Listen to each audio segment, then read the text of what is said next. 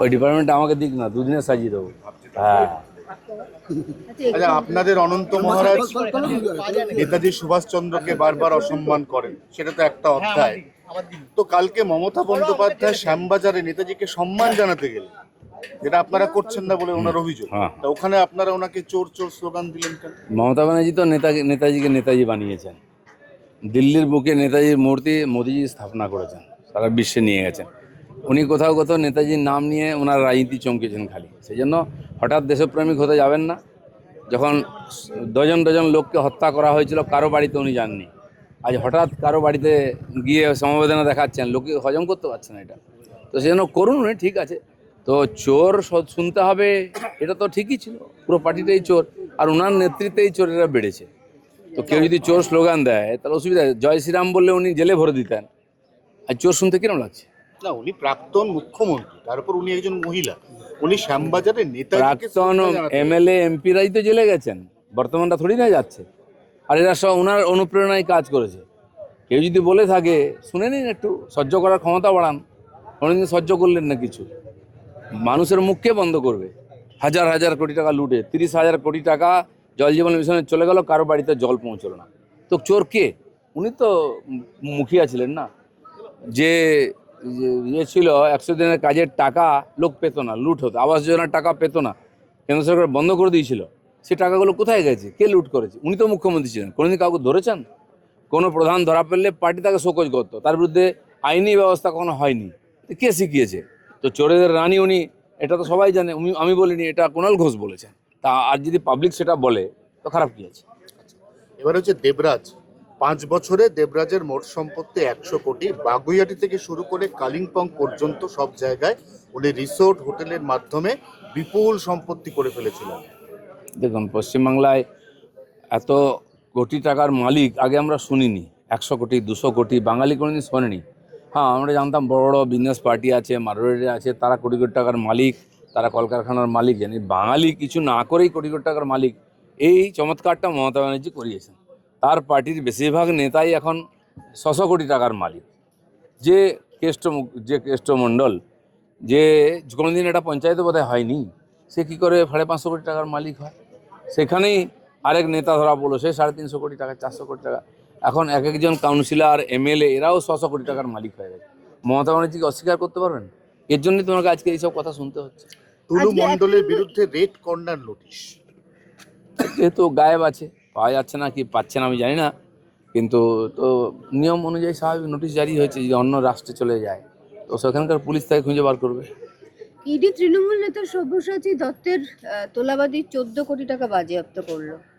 আমি বললাম তো, যে কোনো টিএমসির নেতার বাড়িতে যদি রেড করে 2-4 কোটি টাকা পাওয়া যাবে। কারণ এখন টাকা লুকোবারও জায়গা নেই। কোথাও পুকুরে, কোথাও বাঁশ ঝাড়ে, কোথাও কি বলে পাট ক্ষেতের নিচে লুকোনোর চেষ্টা হয়েছে, সেগুলোও বেরিয়ে যাচ্ছে। এত টাকা ঝেড়েছে, আর পশ্চিমবাংলাকে কাঙাল করে দিয়েছে। এরা তো এই নেতারাই করেছে। পানিহাটি শ্মশানের ফাইল খুলতেই নির্মল ঘোষ বেপা। নির্মল ঘোষ হাঁটতেই পারেন না, কোথায় আর যাবেন? আছেন কোথাও আশেপাশে। ওই এলাকাকে ত্রাস করে রেখেছিলেন উনি। আমি যখনই ওখানে যেতাম, আমাদের পার্টির লোককে কোনো প্রোগ্রাম করে দেওয়া হতো না। ওনার ছেলে জামাই এরা মিলে খুব অত্যাচার করতো লোকের উপর, সাধারণ মানুষের উপরে। জল জমতো সোদপুর এলাকায়, কেউ কিছু বলতে পারবে না। তো এই অত্যাচার তো একদিন শেষ হয়েছে, তার ফল তো ভুগতেই হবে। শ্মশান পর্যন্ত গ্রিন করিডোর আরজি করের অভয়ার ক্ষেত্রে, যেটা এর আগে অন্তত হাসপাতালে নিয়ে যাওয়ার ক্ষেত্রে অনেকবার আমরা দেখেছি, কিন্তু হাসপাতাল থেকে তড়িঘড়ি শ্মশান পর্যন্ত নিয়ে যাওয়ার আরজি কর টু পানিহাটি শ্মশান গ্রিন করিডোর তৈরি করা হয়েছে। দেখুন কি ধরনের অমানবিক ব্যাপার। আজ মমতা ব্যানার্জিকে কেন চোর শুনতে হচ্ছে বা জুতো চপ্পল খেতে হচ্ছে? একটা ডাক্তার যে 36 ঘন্টা ডিউটি করেছে, একজন মহিলা ডাক্তার, তারপরে তার উপরে যে জঘন্য অত্যাচার করা হয়েছে, খুন করা হয়েছে, তারপরে সরকার কত অমানবিক, রাতারাতি তার বডি নিয়ে যায়, তার বাবা মাকে দেখতেও দেওয়া হয়নি।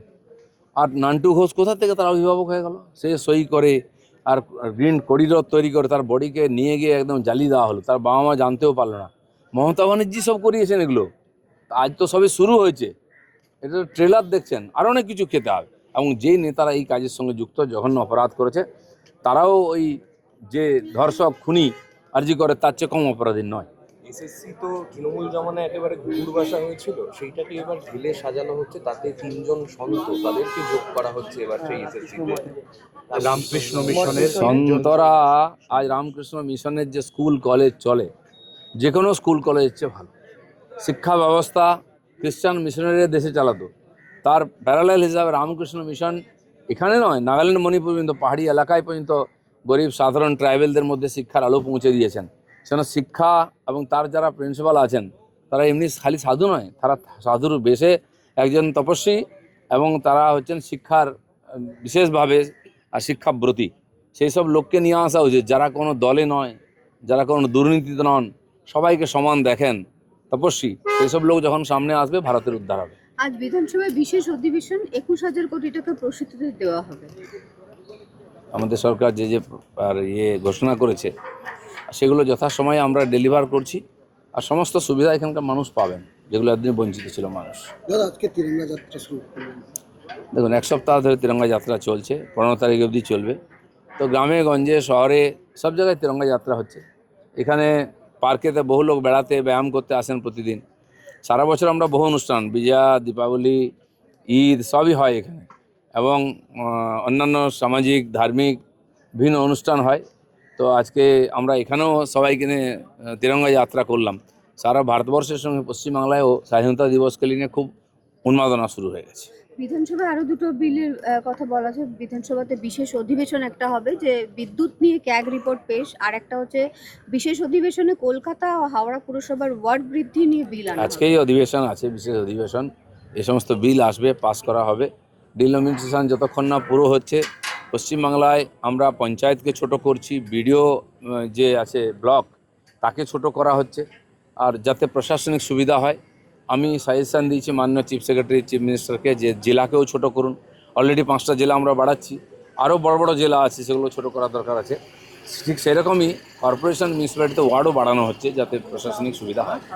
রতনের রিপোর্ট, পিবি নিউজ।